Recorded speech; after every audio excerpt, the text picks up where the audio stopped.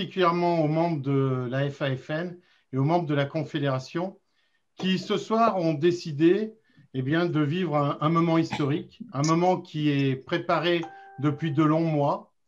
Pourquoi autant de temps? Sans doute parce que nous avons voulu faire quelque chose de sérieux, quelque chose qui nous rassemble autour de valeurs et non pas faire quelque chose à la va-vite, histoire de faire croire qu'on se rassemble alors que nous avons des différences quelquefois importantes. Il a fallu respecter les avis, les idées, les valeurs de chacun et trouver un socle commun. Donc, c'est avec un grand plaisir que j'ouvre cette soirée qui est une soirée historique. Nous n'allons pas plus attendre et je vais céder tout de suite la parole à mon ami Sébastien Morange, président de la FAFN. Merci Nicolas. Bonsoir à tous. Ce moment tant attendu par nous tous est enfin arrivé.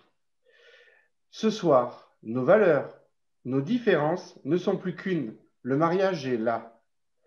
C'est un plaisir de pouvoir travailler et être satisfait du travail accompli par nos deux mouvements.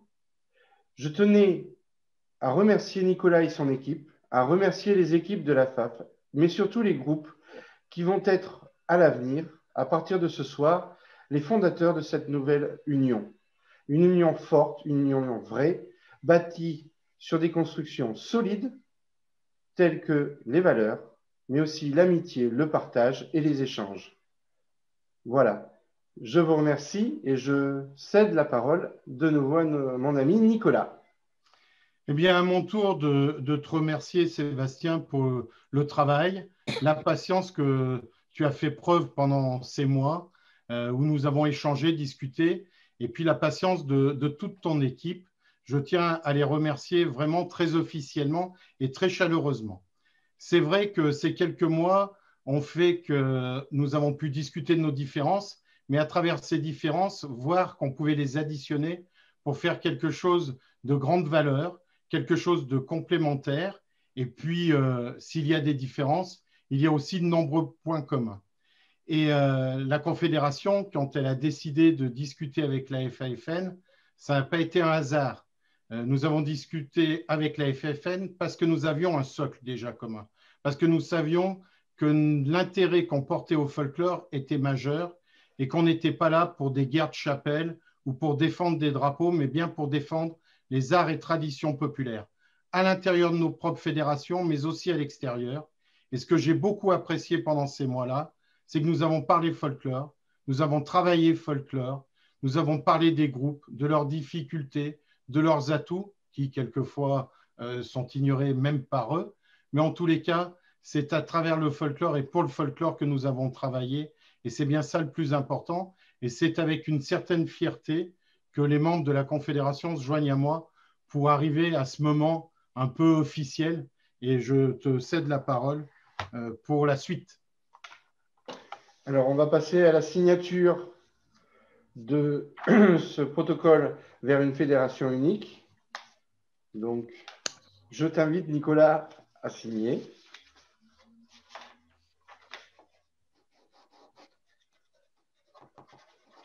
C'est plus agréable que de signer un chèque.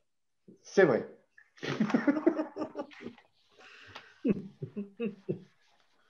Donc, voici la signature. Et voilà. Voilà. Vous avez vu comment on se complète? Ben oui. Donc, c'est scellé. Le protocole est signé. Nous sommes maintenant ensemble pour une vraie fédération de folklore. Merci. Merci. Alors, Sébastien, nous sommes très heureux de ce présent et nous avons évoqué comment nous l'avons construit. Mais maintenant, je souhaiterais que tu nous parles un peu d'avenir parce que le présent est un instant extrêmement court, extrêmement futile et futur. Donc, je crois que le plus important, c'est de parler d'avenir et nous t'écoutons. Eh bien oui, Nicolas, nous voilà unis enfin. Cette union n'est pas un morceau de papier qui atteste d'une simple signature pour un travail effectué, mais c'est bel et bien une entente, un engagement à un travail collectif. Et ce soir, on peut être fiers, vous, membres de la Confédération, et nous, membres de la Fédération, d'être en mesure de dire que 3 actions distinctes sont en route, fonctionnent, marchent. Tout d'abord, les 12 et 13 juin, il y a les traditionnels. Sous l'impulsion de la Confédération, nous avons été invités et associés à nous joindre à vous pour que, comme au mois de septembre, il y a les Journées du patrimoine, notre activité est vraiment ces journées, les Journées nationales du folklore. Je vous remercie de ce travail et je sais que tous les groupes de notre fédération, mais bien au-delà, vont s'inscrire et pouvoir échanger, partager, construire et montrer que toutes nos arts et traditions populaires sont importantes, nombreuses et riches. C'est ce travail-là qui va permettre de bâtir et de construire encore plus cette union par le spectacle des 4 saisons initié par la fédération. On part du chef-d'œuvre de Vivaldi pour montrer de façon innovante que nos arts et traditions populaires ne sont pas un spectacle ancien, ringard, comme certains pourraient le dire et le penser, mais quelque chose de moderne, de vivant, d'actuel, tout en gardant et en sachant maintenir nos traditions. Voilà. Mais notre plus gros défi a été de mettre en place, de reconstruire, de repenser, grâce à nos groupes, grâce à vous tous, les brevets. Alors, on peut se satisfaire car les passeports du terroir fonctionnent très bien depuis cette année. Que le brevet des animateurs démarre cette année. Mais surtout, notre plus grande fierté est le brevet des formateurs. Et oui, effectivement, il a reçu un accueil chaleureux de la part du ministère de tutelle de l'Éducation nationale, de jeunesse et des sports.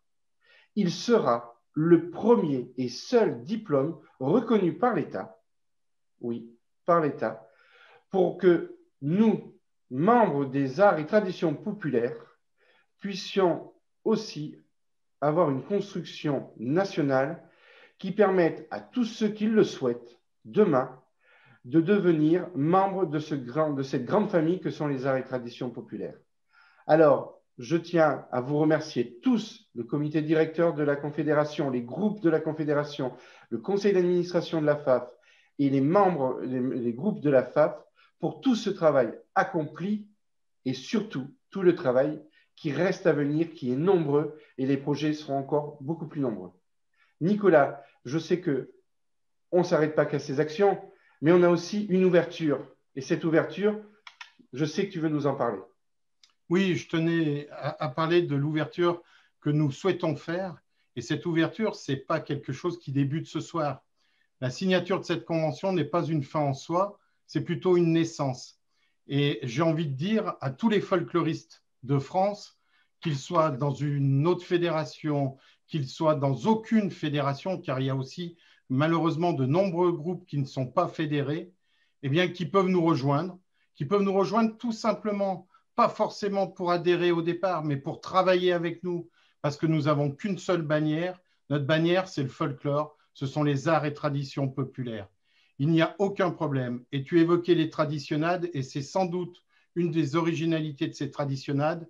Elles se font sans frontières de fédération. Tous les groupes folkloriques qui voudront bien fêter les arts et traditions populaires sur ces 2 jours sont les bienvenus. Même s'ils ont des initiatives, eh bien, nous les accueillerons avec grand plaisir et nous en ferons écho. Aujourd'hui, le folklore a de l'avenir. Le folklore redevient un mot moderne. Nous n'avons pas le droit, nous, folkloristes, de rester sur nos guerres de chapelle.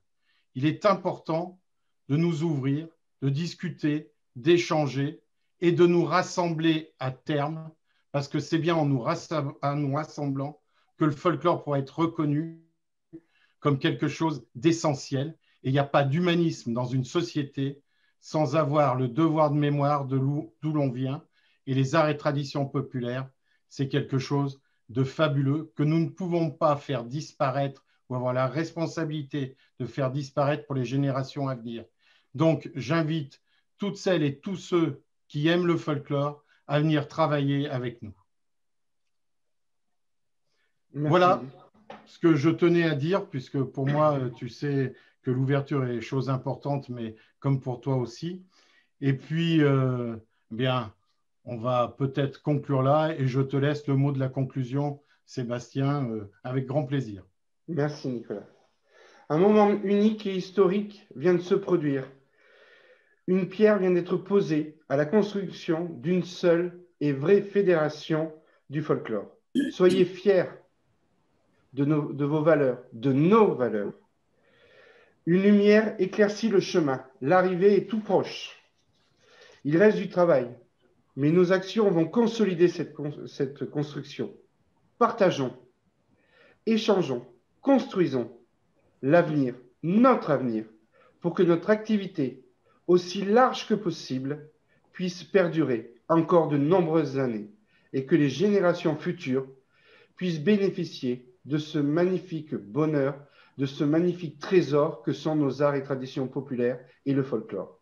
Bonne soirée à tous. Merci à tous ceux et toutes celles qui ont travaillé et qui continueront à travailler encore demain pour que cette fédération soit reconnue. Merci à tous, à très vite et bonne fin de soirée. Merci. Et bonne soirée.